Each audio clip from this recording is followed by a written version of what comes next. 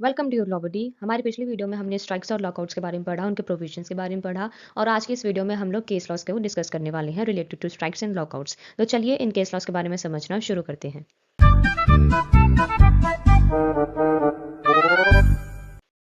तो सबसे पहले हम बात करने वाले हैं स्ट्राइक के केस लॉस के बारे में। तो एक केस था जिसमें कि तमिलनाडु गवर्नमेंट जो है उन्होंने एक अनप्रेसिडेंटेड एक्शन लिया था against the striking government employees और 2 लाख से ज़्यादा एम्प्लॉयज़ को डिसमिस कर दिया गया था इन वन स्ट्रोक और बहुत से एम्प्लॉयज़ को बिहाइंड द बार्स भेजा गया था।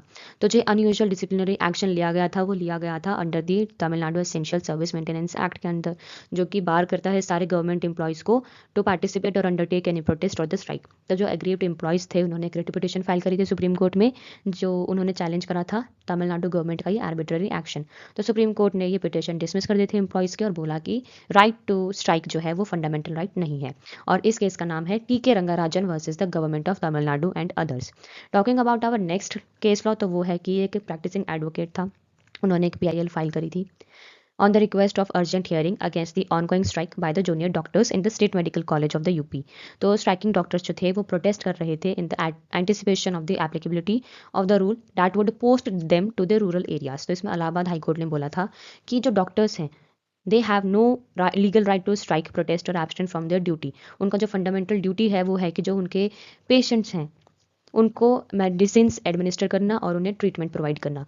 कोर्ट ने बोला था कि स्टेट गवर्नमेंट जो है वो एक कमेटी कॉन्स्टिट्यूट करेगी और वो कमेटी एक डिटेल रिपोर्ट सबमिट करेगी विद इन द 2 मंथ्स। और जो कमेटी है वो फाइंड आउट करेगी कि अगर कोई पेशेंट जो है, if the patient had died due to the doctors negligence during the strike period, और अगर कोई पेशेंट जो है उसकी डेथ हुई है during the strike period due to negligence of the doctors, तो जो उसके डिसीज के आयर्स जो हैं वो उनको कंपनसेशन प्रोवाइड करा जाएगा ऑफ 25 लाख रुपीज़, और जो कंपनसेशन जो है वो रिकवर करा जाएगा from the doctors salaries and the allowances.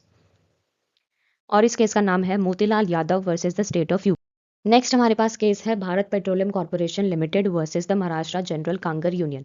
इसमें क्या था, इसमें जो भारत पेट्रोलियम के जो वर्कर्स थे उन्होंने स्ट्राइक करी थी, बट उन्होंने कोई मतलब लीगल प्रीरिक्विजिट जो था उन्होंने वो इग्नोर कर दिया था, यानी कि उन्होंने नोटिस नहीं दिया था अपने एम्प्लॉयर को। तो सुप्रीम कोर्ट ने बोला कि सारे वर्कर्स जो हैं उनके लिए हमने कुछ रेगुलेशंस लिख रखे हैं under the industrial dispute act of 1947, और वो उन रेगुलेशंस को फॉलो करना ज़रूरी है। अगर वो उन रेगुलेशंस को फॉलो नहीं करते हैं तो जो उन्होंने स्ट्राइक करी थी वो अनलॉफुल कंसीडर करी जाएगी। और साथ में बोला कि जो नोटिस जो है वो प्रोवाइड करना चाहिए बिफोर कि वो स्ट्राइक करते हैं फिर कोई और एक्शन लेते हैं, और वो नोटिस एम्प्लॉयर को दे ताकि एम्प्लॉयर जो है वो भी अपना डिफेंस ले सके।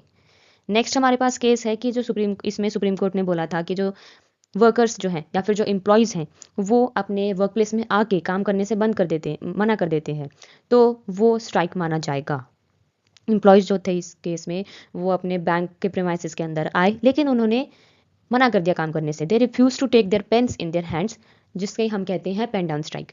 ठीक है, तो इसमें हमने सिर्फ सुप्रीम कोर्ट के बारे में जाना कि उन्होंने इस केस में बोला था कि अगर वो वर्क प्लेस में आके और फिर काम करने से मना कर देते हैं तो हम उसे स्ट्राइक कहते हैं।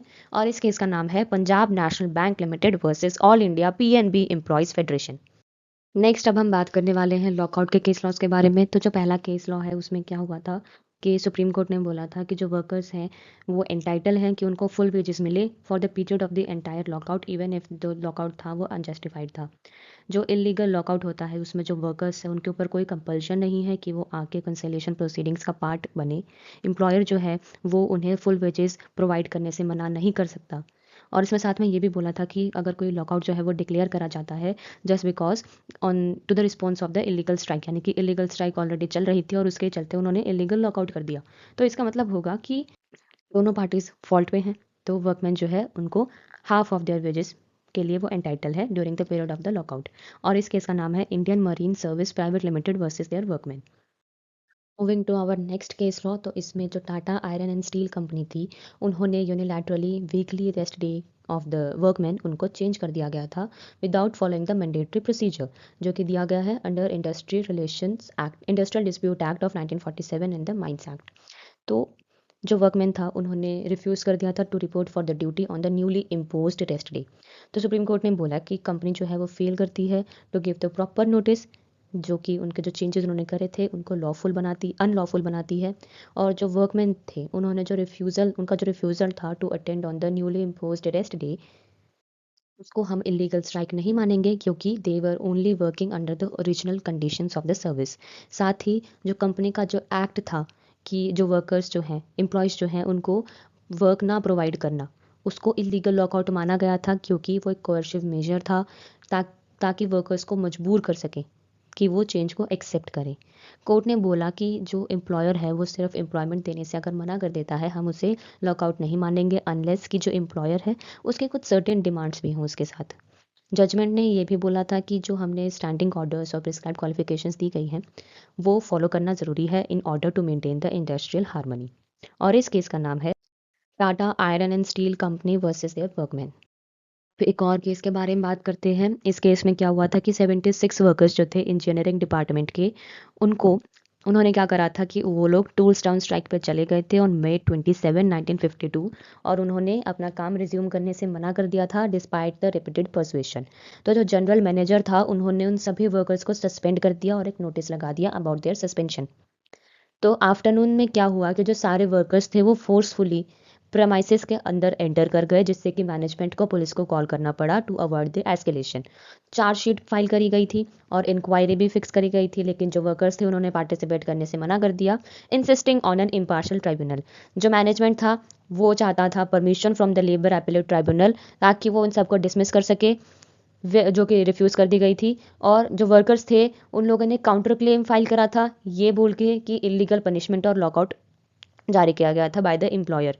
तो सुप्रीम कोर्ट ने बोला कि लॉकआउट के इवेंट में वर्किंग कंडीशंस जो है they do not change to detriment of the workers, और जो लॉकआउट है वो एक लॉकआउट जो है वो डिक्लेयर किया जा सकता है एज अ सिक्योरिटिव मेजर। तो कोर्ट ने बोला कि सर्टेन सर्कमस्टांसिस में सच एज लॉकआउट वो फॉल नहीं करेगा under section 33 of industrial dispute act, ऐसा कुछ केस होता है तो, और hence no prior permission would be required.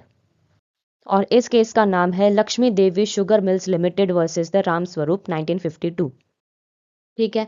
So this was all about case laws of strikes and lockout. अगर आपको वीडियो यूजफुल लगा हो तो वीडियो को लाइक करें, शेयर करें और चैनल को सब्सक्राइब करें। Thank you.